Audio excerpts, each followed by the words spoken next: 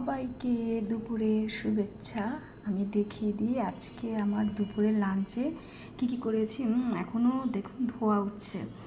এখানে আমি আজকে রান্না করেছি দুপুরে কাতল মাছের মাথা দিয়ে লাউ দিয়ে একটু ঘন্ট করেছি। এখানে হচ্ছে তেলকুই, আমার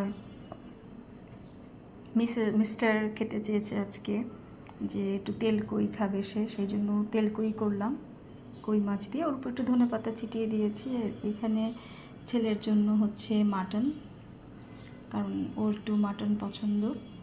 আজকে দুপুরের মেনুতে আমি এই করেছি। আর আমার মামা অসুস্থ, আজকে হাসপাতালে গিয়েছিলাম দেখতে, তো এসে স্নান টান করে রান্না করতেই দেরি হয়ে গেল। তারপরও ঘড়িতে এখন 2টো বাজে, 2টোর সময় আমার রান্না কমপ্লিট, 2টোর মধ্যে আমি রান্না কমপ্লিট করেছি। তো এই তো ছিল আজকে দুপুরের আমার মেনু।